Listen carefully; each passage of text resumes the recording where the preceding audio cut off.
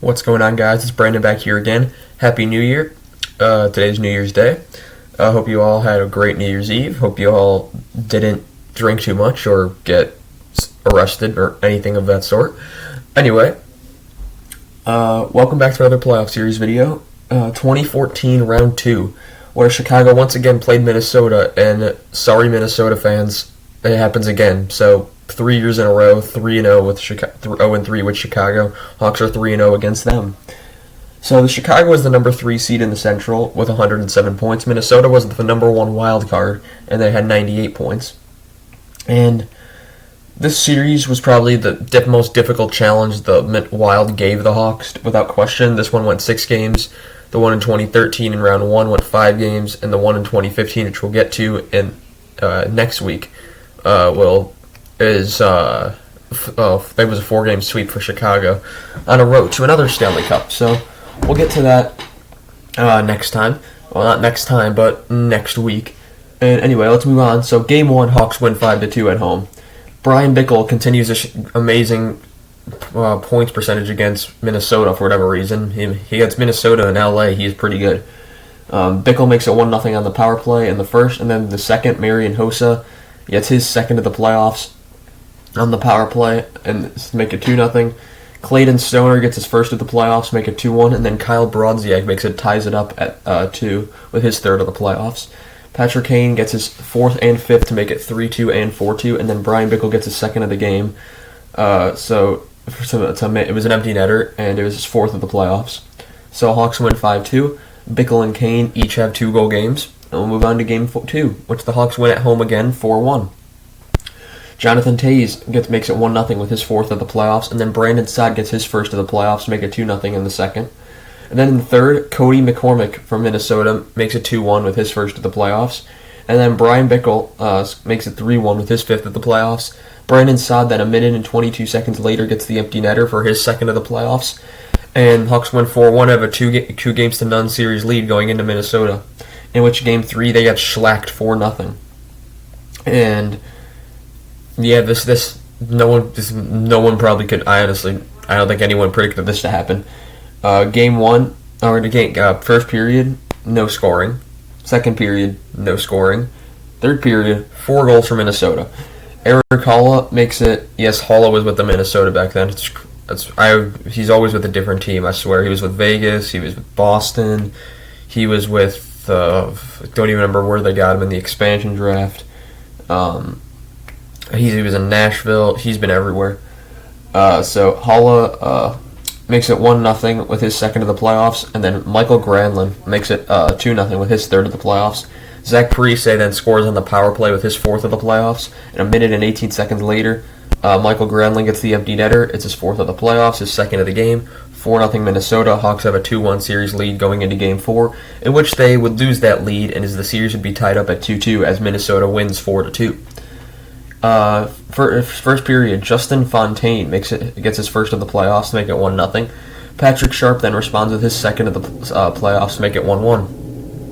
Jason Pominville, that's a name I haven't heard in a long time, gets his second of the playoffs to make it 2-1, and then Michael Handzus ties it up at 2 with his first of the playoffs. Nino Niederreiter, the hero of the 7-game series against the Avalanche, makes it 3-2 with his third of the playoffs, and then Jared Spurgeon, the current captain of the Wild, make it 4-2 with his first of the playoffs and on the power play.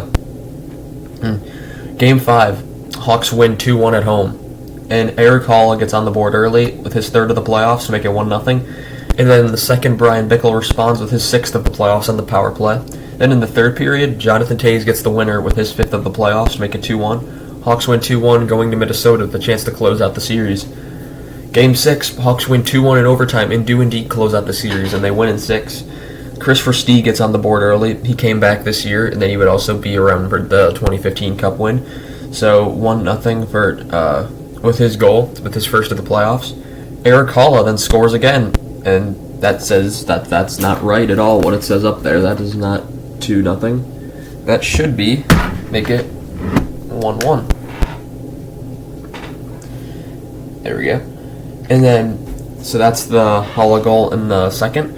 Then Patrick Kane in the third, not even in the third, that's in overtime. Not sure what I'm doing here. Just getting a little distracted apparently. So Kane gets the winner in overtime on a phenomenal move around a couple Minnesota defenders and a great pass from Peter Regan. Peter Regan, honestly, I had his hockey card with Ottawa. I just remember he was a Blackhawk for about half a year, and that's all I remember. But I remember really liking his name, so I liked him a lot, even though he didn't play that much. So yeah, Game 6, Hawks win 2-1 in overtime and take the series in 6, and they'll move on to the conference final to have their rematch against the LA Kings, in which things wouldn't go exactly as did the first time around. The Kings they'd come back from 3-0 against San Jose again in the first round, and then they'd beaten Anaheim as well in 7. And Teemu Solani's final go around with the Ducks. So yeah, they've gone through California to get to Chicago. Chicago had gone up throughout the Midwest with St. Louis and Minnesota, and we'll see how that turns out next time. Now we got stats. Hossa leads the team with 1 goal, 8 assists, 9 points for Hossa. Phenomenal series from Hossa. Bickle, 4 goals, 2 assists, 6 points. Sharp, 1 goal, 4 assists, 5 points. Seabrook, 0 goals, 5 assists, 5 points. And Kane, 3 goals, 1 assist, 4 points. So realize no Tays up on the board, no Keith. Bickle in the playoffs is clutch. And then in Minnesota, you had Halla, 3 goals, 2 assists, 5 points, leading the team. Parise, 1 goal, 3 assists, 4 points. And then Pominville, 1 goal, 3 assists, 4 points. Crawford went 4-2 with a .926 save percentage, so not too bad. Brizgalov, 2-4 with a .904 save percentage. Not great, but not horrible. And funny thing about Minnesota was how every time the Hawks played them in the playoffs, they had a different goalie.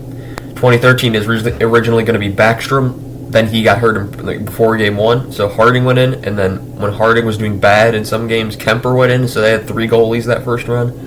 And then the second time, they had Brizgalov, and then 2015, you'll see next time that they had Dubnyk. They were just running the goalies every single year, someone new. And now they have Talbot, who's playing great, and then they have Kakkonen, who's a young guy coming in, so Minnesota's been playing great. They got their Winter Classic later today, so I know it's on TNT if you have that channel. They're playing the St. Louis Blues in the Winter Classic. It's going to be in Minnesota. And it's currently snowing in Chicago, so who knows if it's snowing in Minnesota. I don't know right now. I'm not there. But yeah, maybe if you tune into that, I'll be watching it. So yeah, other than that, that's all I have for you guys today. I'm actually going to have a power rankings video coming up later after I watch the Hawks game. The Hawks game is at 1 today, so there'll be a BFR finally coming again tomorrow. So yeah, I'll see you guys next time. Have a great day. Goodbye.